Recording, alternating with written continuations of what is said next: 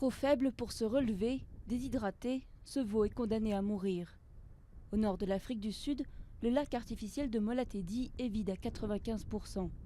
Le peu d'herbe qui reste ne permet pas de nourrir le bétail, et les éleveurs retrouvent tous les jours des carcasses. McDonald n'a pas d'autre choix que de les faire bouillir pour ses chiens. Cette vache n'avait plus d'énergie à cause de la sécheresse. Et quand elle a voulu boire dans le lac, elle s'est retrouvée coincée dans la boue. L'Afrique du Sud connaît sa pire sécheresse depuis plus de 30 ans. Dans cette région reculée, la saison des pluies n'est pas venue depuis plusieurs années. Beaucoup d'éleveurs préfèrent vendre leur bétail avant qu'il ne soit trop tard. Molemi résiste encore, tant qu'il a les moyens d'acheter de la nourriture pour ses vaches. D'habitude, nous leur donnons du tourteau jusqu'à la saison des pluies. Mais là, on va devoir continuer beaucoup plus longtemps, parce que vous voyez, il n'y a plus d'herbe, il n'y a rien dedans.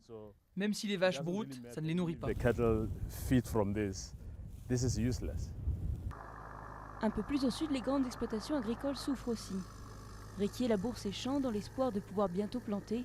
Il a un système d'irrigation, mais il ne peut pas s'en servir. Les sous-sols sont trop à sec. If it was normal, I was supposed to be planting maize now. Normalement, je devrais planter du maïs en ce moment, avec l'irrigation.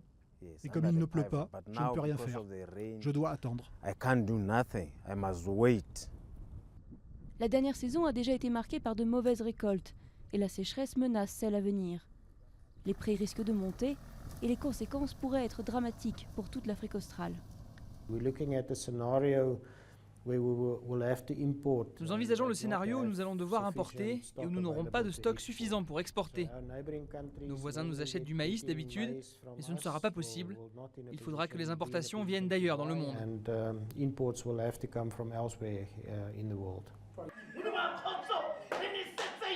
Les guérisseurs traditionnels sillonnent les villages de la province du Nord-Ouest, la plus touchée du pays, pour prier avec les fermiers qui attendent désespérément la pluie.